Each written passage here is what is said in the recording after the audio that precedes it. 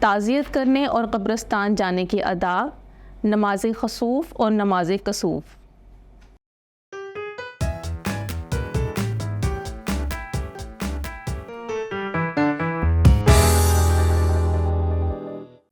السلام علیکم عزیز طلبہ و طالبات، میں آپ سب کو مون لائٹ انٹرنیشنل پبلشر کے ڈیجیٹل تعلیمی پلیٹ فارم پر خوش آمدید کہتی ہوں۔ آج کا ہمارا پہلا ٹاپک ہے تعزیت کرنا۔ جب کسی مسلمان کی وفات ہو جاتی ہے تو اس کے گھر والوں سے تعزیت کرنا مستحب ہے، کیونکہ اس کے گھر والے ایک غم میں مبتلا ہوتے ہیں تو ان مسلمان بھائیوں کا غم بانٹنا اور انہیں اللہ تعالیٰ کی رضا کو تسلیم کرتے ہوئے صبر کی تلقین کرنی چاہیے۔ ترمذی شریف کی روایت ہے کہ نبی اکرم صلی اللہ علیہ وآلہ وسلم نے فرمایا، جو کسی مصیبت زدہ کی سے تعزیت کرتا ہے تو اس کو اسی جتنا ثواب ملتا ہے۔ جب ہم کسی کے گھر اس کے کسی عزیز کے انتقال کی تعزیت کے لیے جائیں تو ہمیں سب سے پہلے میت کی مغفرت کے لیے دعا کرنی چاہیے، پھر اس کے گھر والوں کو صبر کی تلقین کرنی چاہیے اور اللہ تعالیٰ سے ان گھر والوں کے لیے اس صبر پر اجر کی دعا کرنی چاہیے۔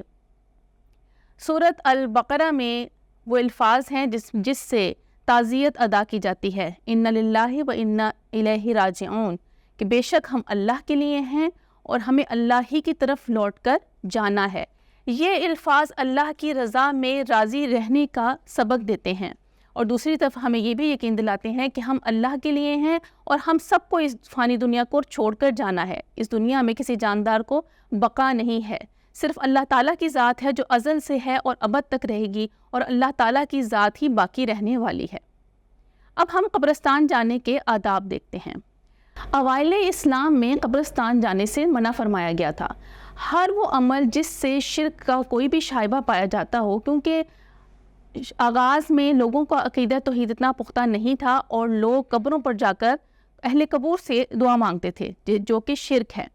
تو آغاز اسلام میں نبی کریم صلی اللہ علیہ وآلہ وسلم نے قبرستان جانے سے منع فرمایا تھا، لیکن جب مسلمانوں کا عقیدہ توحید پختہ ہو گیا تو نبی اکرم صلی اللہ علیہ وآلہ وسلم کی حدیث سے ثابت ہوتا ہے کہ نبی کریم صلی اللہ علیہ وآلہ وسلم خود بھی جنت البقیع، جہاں پر اصحاب کرام اور ان کے اہل بیت کی قبور ہیں، وہاں جاتے تھے اور مسلمانوں کو بھی قبرستان کی زیارت کی تلقین کرتے تھے۔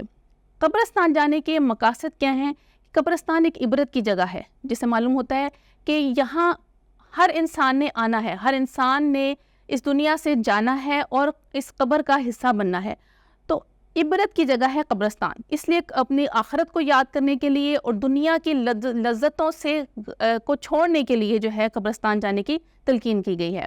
دوسرا، جو جنازہ ہے اس کے ساتھ قبرستان جانے کا بہت زیادہ اجر و ثواب ہے، انسان کے گناہوں کا کفارہ بن جاتا ہے۔ اور پچھلے سبق میں ہم نے یہ پڑھا تھا کہ جو شخص نماز جنازہ ادا کر کے جنازے کی تدفین تک قبرستان جاتا ہے اسے 2 قرات ثواب ملتا ہے اور ہر قرات جو ہے وہ ایک احد کے پہاڑ کے برابر ہے۔ قبرستان جانے کے کچھ آداب ہیں۔ قبرستان باوضو ہو کر جانا چاہیے، قبرستان کی صفائی کا خیال رکھنا چاہیے، قبروں کو پھلانگنا اور قبروں پر بیٹھنا جو ہے وہ منع ہے۔ قبرستان میں یا اس کے پاس سے گزرتے ہوئے دنیاوی باتیں کرنا یا ہنسی مذاق اڑانا سخت ممنوع ہے۔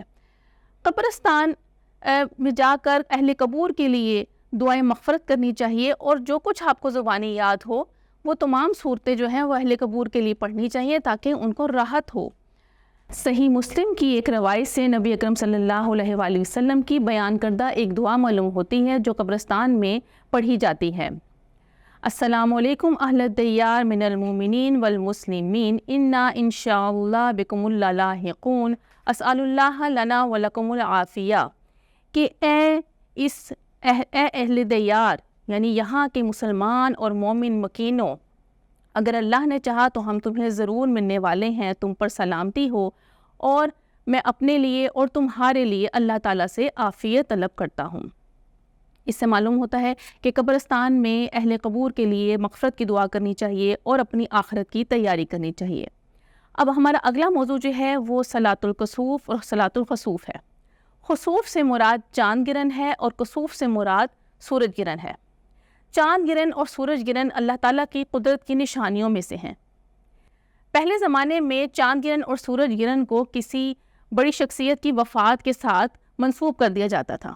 اسلام نے اس چیز کی نفی کی اور بتایا کہ چاند گرہن اور سورج گرہن صرف اللہ کی نشانیوں میں سے ہیں، اس کا تعلق کسی کی وفات سے نہیں ہے۔ اور چاند گرہن اور سورج گرہن کے دوران جو ہے وہ نماز ادا کرنی چاہیے، اور وہ 2 رکعت نفلی نماز ہے جس کی نیت صلاۃ الخسوف یا صلاۃ الکسوف کے نام سے کی جاتی ہے، اور اس نماز کے بعد اللہ تعالیٰ سے توبہ اور استغفار کی جاتی ہے۔ امید کرتی ہوں کہ آج کے لیکچر سے آپ کو تعزیت کرنے، قبرستان جانے کے آداب اور صلاۃ الخسوف اور کسوف کے بارے میں آگہی ملی ہوگی۔ اللہ حافظ۔